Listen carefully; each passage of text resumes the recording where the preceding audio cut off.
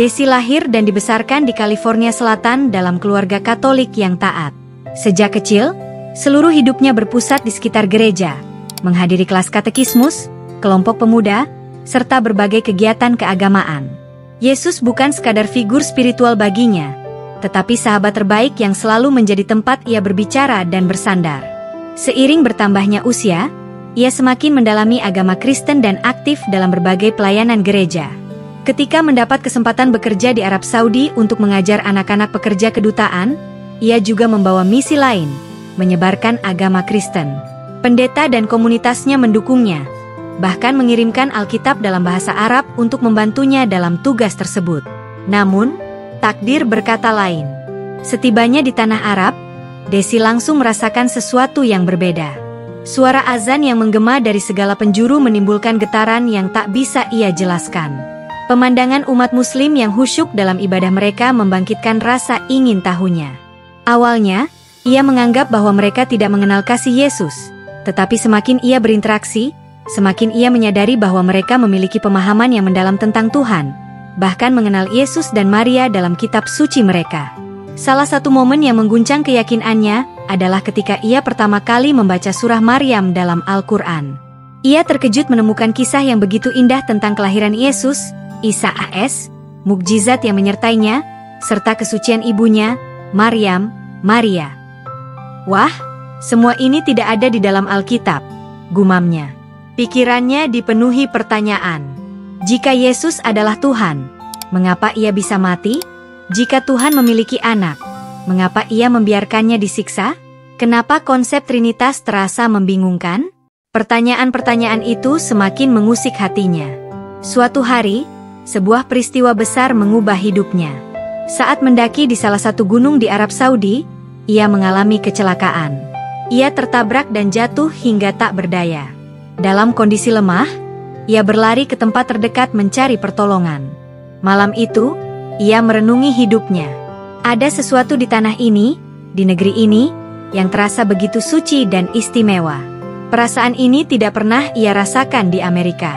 Ketika pulang ke Amerika, ia tetap sebagai seorang Kristen, tetapi ada yang berbeda. Jiwanya tak lagi tenang seperti sebelumnya. Ia mulai mempelajari Islam lebih dalam.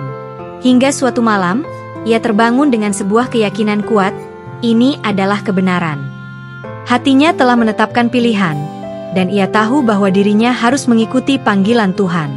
Desi akhirnya memutuskan untuk bersyahadat. Awalnya, ia menghadapi tantangan berat dari keluarga dan gereja. Mereka mencoba meyakinkannya untuk kembali, bahkan ada yang mencapnya telah tersesat. Namun, hatinya telah menemukan ketenangan yang selama ini ia cari. Salah satu pengalaman paling berkesan dalam perjalanan keimanannya adalah ketika pertama kali bersujud dalam sholat. Seorang wanita Palestina yang ia temui di masjid membimbingnya dengan lembut, meletakkan dahinya ke tanah, dan membimbingnya dalam sholat. Saat itulah, untuk pertama kalinya dalam hidupnya, Desi merasakan ketundukan sejati di hadapan Tuhan. Air matanya mengalir deras. Ia merasa begitu kecil, namun juga begitu dekat dengan Sang Pencipta. Kini, setelah 2 dekade menjadi Muslim, Desi menjalani hidupnya dengan penuh keyakinan dan keteguhan hati. 2 anaknya yang lebih tua tetap dalam ajaran Katolik, sementara 2 lainnya ia besarkan sebagai Muslim. Ia tidak pernah memaksakan keyakinannya, tetapi membiarkan keluarganya melihat perubahan positif dalam dirinya.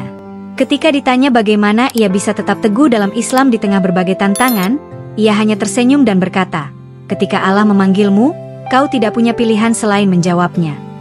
Setelah mengucapkan 2 kalimat syahadat, Desi merasakan ketenangan yang belum pernah ia rasakan sebelumnya. Namun, ia menyadari bahwa perjalanannya baru saja dimulai. Hari-hari pertama sebagai seorang muslimah penuh dengan tantangan.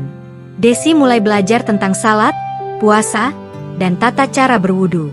Awalnya, ia merasa canggung dan takut melakukan kesalahan.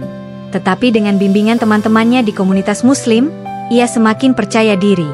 Salah satu ujian terberatnya datang dari keluarga. Orang tuanya sulit menerima keputusannya. Bahkan ada pertengkaran yang terjadi. "Mengapa kamu meninggalkan keyakinan yang sudah diwariskan oleh leluhur kita?" tanya ibunya dengan mata berkaca-kaca. Desi berusaha menjelaskan bahwa keputusannya bukan bentuk pemberontakan, melainkan panggilan hati. Di tengah ujian itu, Desi menemukan kekuatan dalam Al-Quran.